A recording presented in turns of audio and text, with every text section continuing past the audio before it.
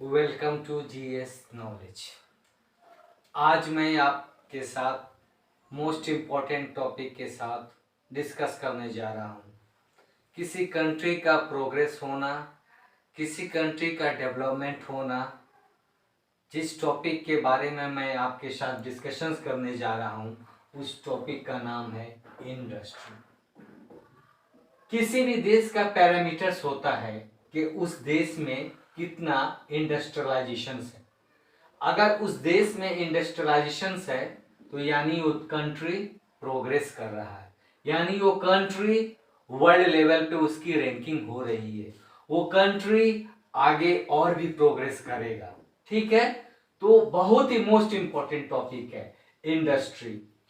मैं उस इंडस्ट्री के बारे में बात करने जा रहा हूं जो इंडस्ट्री जब ईस्ट इंडिया कंपनी हमारे देश में राज कर रही थी तब हमारा जो भी इंडस्ट्री था, जब उस वक्त हैंडीक्राफ्ट्स इंडस्ट्री था। कौन सा इंडस्ट्री था? हैंडीक्राफ्ट्स मीन्स घर में लोग अपने इंडस्ट्रियलाइजेशन, स्मॉल कॉटेज का इंडस्ट्रियलाइजेशन किया करते थे। तो इंग्लिश कंपनी ने इन सब चीज को डिस्ट्रॉय कर दिया। तो हमारा इंडस्ट्री का बैकवर्ड होना इंग्लिश रूलिंग की वजह से कहा जा सकता है। पर जैसे जैसे वक्त इंप्रूव होते गया हमारा इंडस्ट्रीज इंप्रूव होते गया। सबसे पहला अगर मॉडर्न इंडस्ट्रीज की बात करें तो सबसे पहले जो मॉडर्न इंडस्ट्रीज में आता है, जो देश की तरक्की के लिए, मैं इसकी थोड़ी सी हिस्ट्री बता रहा हूं, तो वो था कॉटन टेक्सटाइल। कॉटन टेक्सटाइल्स, ठीक है, कॉटन टेक्सटाइल। और इसकी शुरुआत कब से होती है? 1854, ठीक है, मुंबई रीजन से। मुंबई रीजन से, जो आज हम लोग मुंबई कहते हैं, कल के डेट में हम लोग बॉम्बे कहते थे। और कॉटन टेक्सटाइल से ही इंडस्ट्रीकरण का दौर शुरू होता है हमारे देश में। ठीक है, कब से? 1858।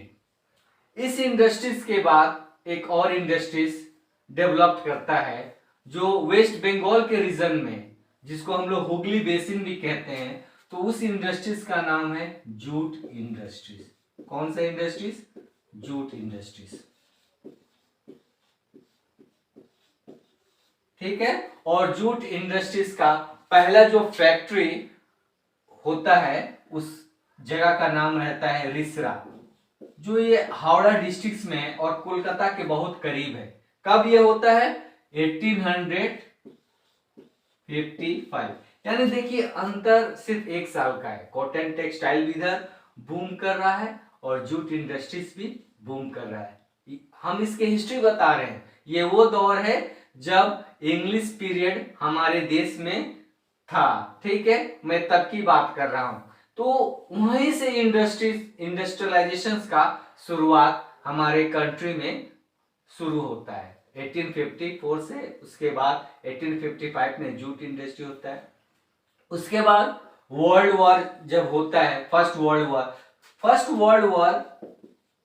वर्ल्ड वॉर ये सिचुएशंस क्रिएट करता है इंडस्ट्रीज डेवलपमेंट होने के लिए। कहां पे? हमारे देश इंडिया में। फर्स्ट वर्ल्ड वॉर, इंडस्ट्री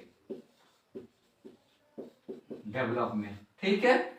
अब ये फर्स्ट वर्ल्ड वॉर है जो इंडस्ट्रीज का डेवलपमेंट हमारे फेवर में कर रहा है, ठीक है। उसके बाद सेकेंड वर्ल्ड वॉर जब होता है, सेकेंड वर्ल्ड वॉर, तो उस दौरान हमारे इंडस्ट्रीज को देश में बहुत ज्यादा आवश्यकता पड़ती है। तो उस दौर की मैं बात कर रहा हूं। आपने एक नाम सुना होगा, ठीक है, हिंदू इंडस्ट्रियल, आपने नाम सुना होगा, उस इंडस्ट्रीज का नाम है, ठीक है, सेकेंड वर्ल्ड वॉर में हिंदुस्तान एयरक्राफ्ट, ठीक है, हिंदुस्तान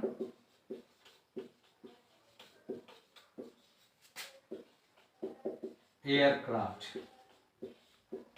इसका नाम उस वक्त हमारे देश में चर्चा में आ जाता है, यानी डिस्कशंस में आ जाता है, और वहां से हमारे इंडस्ट्रियलाइजेशन का शुरुआत होने लगता है।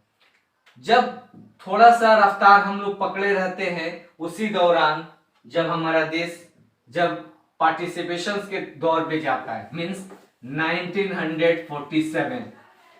1947 जब हमारा देश डिवाइड हो जाता है, ठीक है, तो उस वक्त हमारे इंडस्ट्रियलाइजेशंस को बहुत ज्यादा सेटबैक होता है। इंडस्ट्रियलाइजेशंस को यानी हम कह सकते हैं इंडस्ट्रीज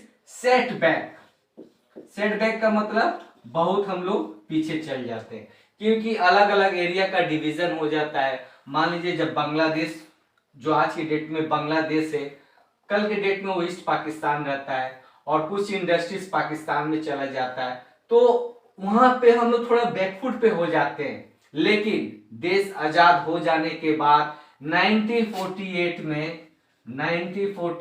में हम लोग industrials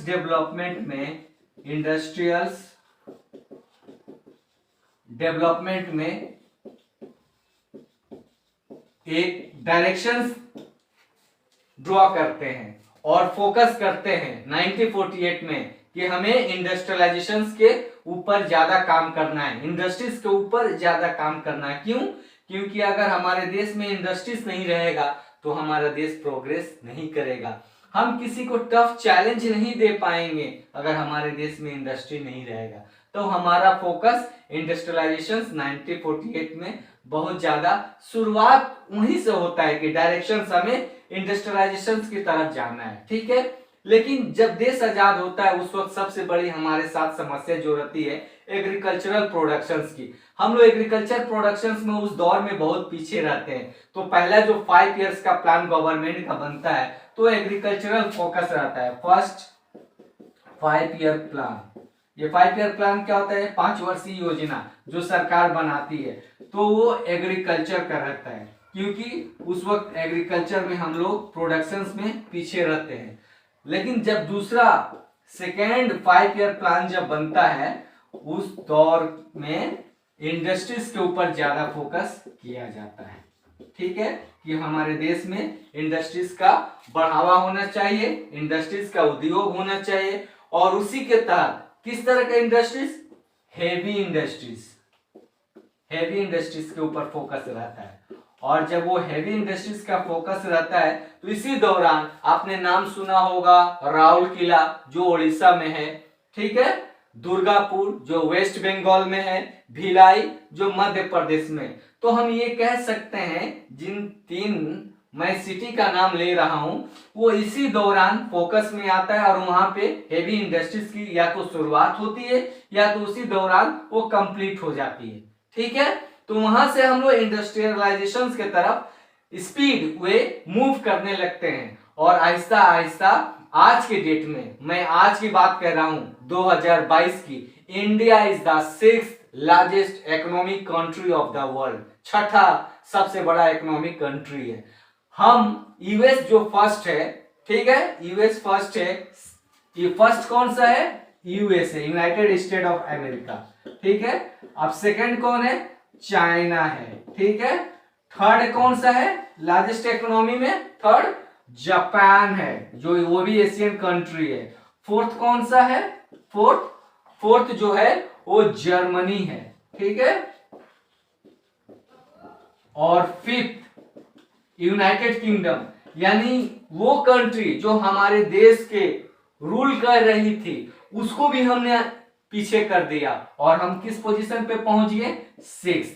means India is the 6th largest economy country of the world. आज के डेट में हम 6ठा नंबर के हो गए, ठीक है। ये तो मैंने जो बताया अप्रोक्सीमेटली जो इसका हिस्ट्री था इंडस्ट्रीज का हमारे देश के प्रति। अब आइए अब हम ये डिस्कशंस करेंगे कि एक किसी भी इंडस्ट्रीज होने के लिए किन किन बातों को हम फोकस करते हैं, किन किन बातों को हम फोकस करेंगे कि इंडस्ट्रीज होने के लिए कौन कौन सी फैक्टर होनी चाहिए, मीन्स फैक्टर कौन कौन सी अवेलेबल होनी चाहिए, ठीक है। तो आइए मैं उसके बारे में बात।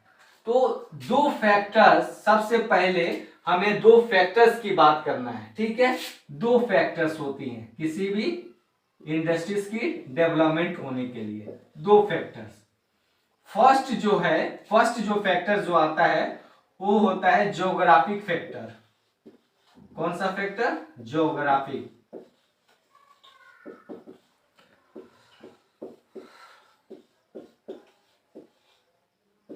और दूसरा जो फैक्टर्स है वो होता है नॉन ज्योग्राफिक, यानी नॉन ज्योग्राफिक।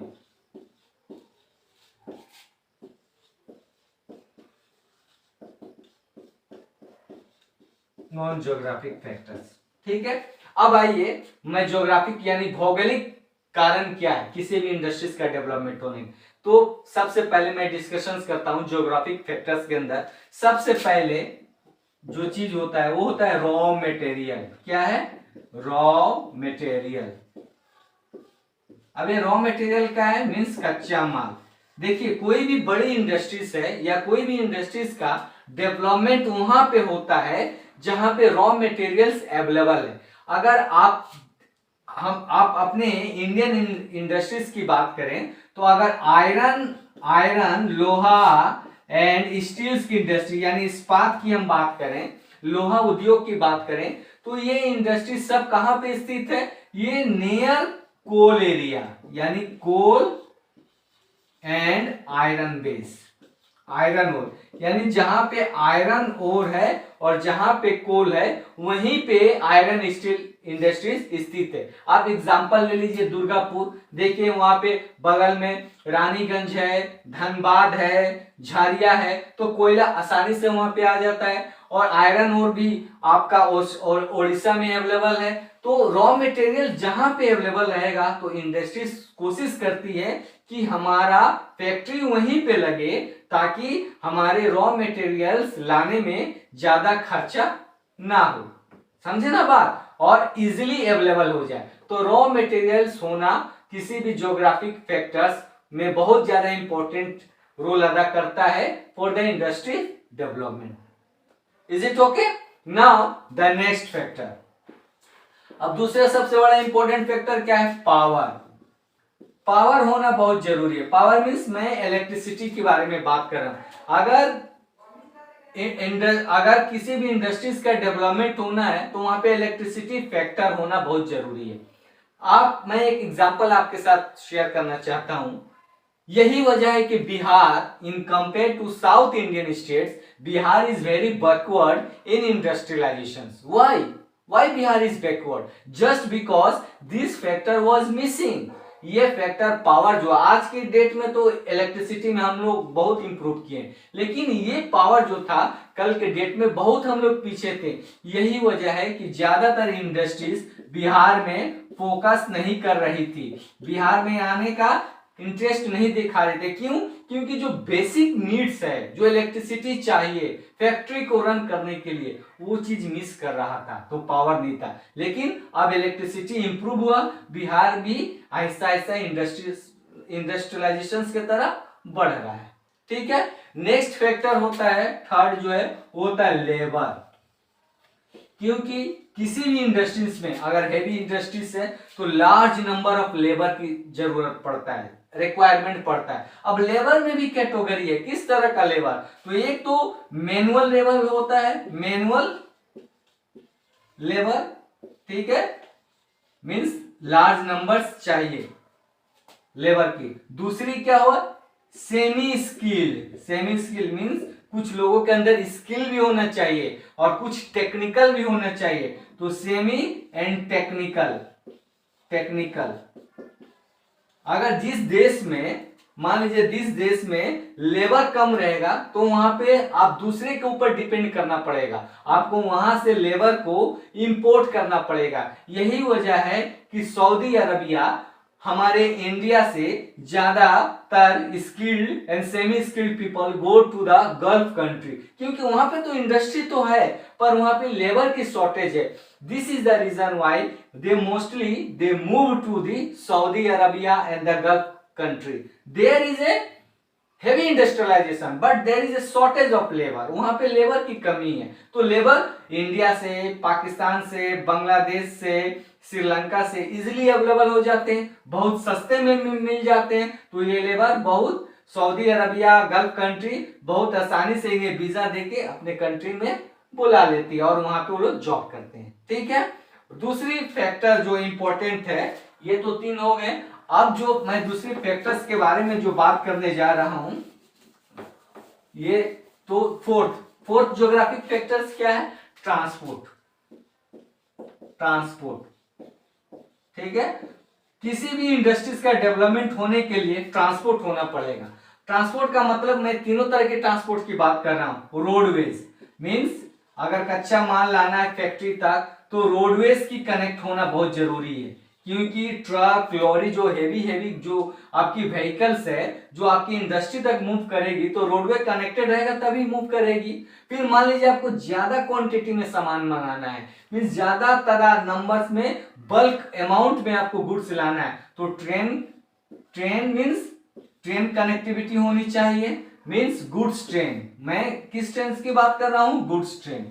ठीक है, अब ये गुड्स ट्रेन जब हो गया तो मान लीजिए जो एरिया नदी के किनारे सिचुएटेड है, नदी के किनारे, समंदर के किनारे, वो ट्रांसपोर्ट के लिए और भी ज्यादा फायदेमंद होते हैं। जिस तरह मैं एग्जांपल दुर्गापुर स्टील प्लांट की बात कर रहा हूं, तो ये देखिए कोलकाता से बहुत नजदीक है। ठीक है, और मान लीजिए दार्जिलिंग में भी टी इंडस्ट्रीज है, तो आसानी से वो चाय जो होता है या दुर्गापुर का स्टील होता है कोलकाता पोर्ट के पास चला आता है और वहां से बाय शिप के जरिए हम यूरोप में, गल्फ कंट्री में, दुनिया के दूसरे हिस्सों में बहुत इजीएस्ट वे में हम लोग मतलब क्या होता है सेंड कर देते हैं। और फिर रॉ मटेरियल से अगर जरूरत पड़ता है दूसरे कंट्री से तो वहां से बहुत आसानी से शिप के जरिए कोलकाता पोर्ट चलाता है और वहां से बाय ट्रेन या बाय रोडवेज हमारे इंडस्ट्री तक चलाता है। तो ट्रांसपोर्ट होना बहुत नेसेसरी है किसी भी इंडस्ट्रीज का डेवलपमेंट होने के लिए। ठीक है, अब इसके बाद जो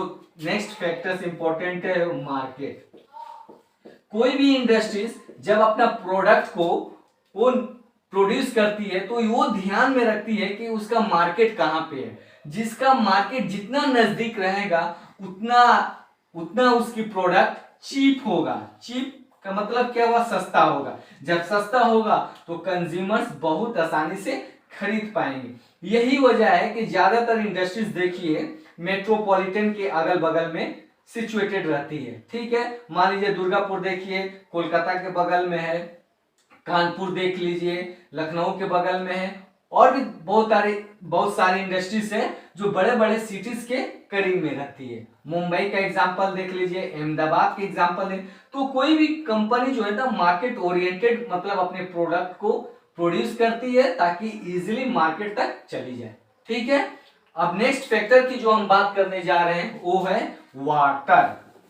क्या है? वाटर। इंडस्ट्रीज के डेवलपमेंट होने के लिए पानी। अब हम लोग हल्के में ना ले पानी। ठीक है, जो छठा जो इंपॉर्टेंट पॉइंट है वाटर, पानी। जिस ज्यादातर इंडस्ट्री देखिएगा फोकस ये करती है कि वो रिवर के नजदीक कोई भी रिवर्स के करीब में इंडस्ट्री सिचुएटेड रहती, ताकि पानी का बहुत ज्यादा रिक्वायरमेंट होता है इंडस्ट्रीज की प्रोसेस करने में। अगर पानी नहीं मिलेगा तो इंडस्ट्रीज रन नहीं करेगा। तो large quantity of water is required in industries. मैं आपको एक एग्जांपल प्रोड्यूस करता हूं कि 3 लाख लीटर्स 3 लाख लीटर एक टन स्टील प्रोड्यूस करने में, अगर 1 टन का स्टील हम पैदावार करते हैं तो 3 लाख लीटर पानी की आवश्यकता पड़ती है। तो इससे आप अंदाजा लगा सकते हैं अगर इतनी पानी अगर नियरेस्ट रिवर के पास नहीं रहेगी तो हम कहां से पानी लेके आएंगे। आज पूरा दुनिया में देखिए वाटर की कितनी स्कैरसिटी है। तो इसलिए इंडस्ट्री फोकस करती है कि वो कोई भी मतलब नदी के किनारे पे उसकी फैक्ट्री जो करीब में हो, सिचुएटेड हो, तो वाटर बहुत आसानी से अवेलेबल हो जाएगा। दूसरी बात, सातवां जो फैक्टर है वो टोपोग्राफी देखती है। टोपोग्राफी का मतलब क्या हुआ? मींस एरिया जो है वो फ्लैट होना चाहिए, फ्लैट बराबर होना चाहिए। अगर एरिया फ्लैट होगा तो रोड भी आसानी से बन जाएगा, इंडस्ट्रीज का डेवलपमेंट भी बहुत आसानी से हो जाएगा और वहां पे उतनी डिफिकल्टीज नहीं होगी। यही वजह है कि ज्यादातर इंडस्ट्रीज प्लेन एरिया में है। माउंटेनस एरिया में कहाँ इंडस्ट्री है? क्योंकि माउंटेन क्या होता है? अप डाउन, तो वहां पे इंडस्ट्रीज नहीं रहेगी। इंडस्ट्रीज कहां पे रहेगी? जहां पे एरिया प्लेन है। इसलिए ही देख लीजिए जितनी भी कहीं भी किसी भी देश में ज्यादातर इंडस्ट्रीज प्लेन एरिया में ही सिचुएटेड है। ठीक है, तो ये अभी जो मैं आपके साथ जो डिस्कशन किया ये ज्योग्राफिक फैक्टर है। आइए मैं अब नॉन ज्योग्राफिक फैक्टर्स के बारे में बात करता हूं। नॉन ज्योग्राफिक फैक्टर्स क्या है? मींस वो फैक्टर्स जो ज्योग्राफिक नहीं, जो नॉन ज्योग्राफिक मींस गैर भौगोलिक। ठीक है, और ज्योग्राफिक फैक्टर्स में एक और भी इंपॉर्टेंट पॉइंट मैंने डिस्कस करना मैं भूल गया, वो है क्लाइमेट। किसी भी इंडस्ट्रीज के लिए क्लाइमेट बहुत बड़ा रोल अदा करता है। क्लाइमेट ज्योग्राफिक फैक्टर है। ठीक है, अगर ज्यादा जहां पे गर्मी एकदम एक्सट्रीम गर्मी रहेगी वहां पे भी इंडस्ट्रीज में मतलब वो पीछे रहेगी। अगर ज्यादा ठंड पड़ेगा तो वहां पे भी इंडस्ट्रीज का डेवलपमेंट में हम लोग पीछे रहेंगे। क्लाइमेट ऐसा हो कि जो बियरेबल है, क्योंकि लोग जो वहां पे रहेंगे कि गर्मी को टॉलरेट कर पाए, ठंडे को बर्दाश्त कर पाए, तो क्लाइमेट होना बहुत इंपॉर्टेंट है। जिस तरह का क्लाइमेट रहेगा उसी के हिसाब से इंडस्ट्री से रहेगा। यही वजह है कि कॉटन टेक्सटाइल यानी कॉटन टेक्सटाइल्स की इंडस्ट्री जो है वेस्टर्न पार्ट ऑफ इंडिया में ज्यादा है, जिस तरह अहमदाबाद, महाराष्ट्र। क्यों? क्योंकि वहां के क्लाइमेट कपास के लिए फेवरेबल है, इसलिए ज्यादातर कॉटन टेक्सटाइल्स की इंडस्ट्री हमारे पश्चिम पार्ट के, इंडिया के पश्चिम पार्ट में, वेस्टर्न पार्ट में है। ठीक है, ये ज्योग्राफिक फैक्टर्स। आइए अब हम नॉन ज्योग्राफिक में चलें। अब नॉन ज्योग्राफिक फैक्टर्स में पहला जो क्या होता है, कैपिटल। कैपिटल इंडस्ट्रीज लगाने के लिए, इंडस्ट्रीज स्टार्ट करने के लिए बहुत ज्यादा पैसे की रिक्वायरमेंट करता है, ह्यूज मनी, ह्यूज अमाउंट। और जो बड़े इंटरप्रेन्योर होते हैं, इंडस्ट्रियलिस्ट होते हैं, तो वो कहां पे रहते हैं? बड़े शहर में ही रहते हैं। इसलिए आप देखिएगा ज्यादातर इंडस्ट्रीज जो है कोलकाता, मुंबई, चेन्नई, बेंगलुरु, हैदराबाद ये एरिया में स्थित, क्योंकि जो ज्यादा बड़े बड़े बिजनेसमैन उसी एरिया में रहते हैं, तो उनका फोकस जो रहता है मतलब बड़े शहर के ही तरफ रहता है। तो किसी भी इंडस्ट्रीज लगाने के लिए huge amount of capital is required. ठीक है, अब मैं दूसरे फैक्टर्स के बारे में बात कर रहा हूं, वो है गवर्नमेंट पॉलिसीज। गवर्नमेंट पॉलिसीज क्या है? मीन्स सरकार की नीति किस तरह है। आज के डेट में देखिए हमारे मोदी सरकार जो है इंडस्ट्रियलाइजेशन को फेवर कर रही है। यही वजह है कि इंडस्ट्रीज का मीन्स ग्रोथ बहुत तेजी से हो रहा है, जो पहले नहीं था। ठीक है, तो government policy is very important for industrialisation. Industrialisation में आपको टैक्सेशन की छूट देना पड़ेगा। ठीक है, टैक्सेशन की छूट देना पड़ेगा, कंसेशन देना पड़ेगा, तभी जाके इंडस्ट्रियलाइजेशन हमारे देश में इन्वेस्टमेंट करेंगे। गवर्नमेंट की पॉलिसी इस तरह बनानी होगी क्योंकि बाहर से पैसा हमें जरूरत है, आसानी से आके यहाँ पे इन्वेस्ट करें। एफडीआई को हमको रिलैक्स करना पड़ेगा। एफडीआई क्या है? तो FDI means foreign direct investment. Foreign direct investment means बाहर से पैसा आके इंडिया में इन्वेस्ट करते हैं। तो ये सब अगर गवर्नमेंट की पॉलिसीज रहेगी तभी आप इन्वेस्ट कर पाइएगा। अगर गवर्नमेंट ने इस पे रिस्ट्रिक्शंस लगा दिया तो आप नहीं इन्वेस्ट कर पाइएगा। तो इसलिए फॉरेन डायरेक्ट इन्वेस्टमेंट होने के लिए और इंडस्ट्रीज के ग्रोथ होने के लिए गवर्नमेंट की पॉलिसीज होना बहुत ज्यादा मीन्स लचीलापन होना चाहिए, रिलैक्स वे में होना चाहिए, तभी जाके इंडस्ट्रीज की ग्रोथ होगी। ठीक है, अब आइए एक और फैक्टर्स की हम बात करते हैं जो नॉन ज्योग्राफिक फैक्टर्स है। वो क्या है? वो है इंडस्ट्रियल इनर्शिया। Industrial inertia.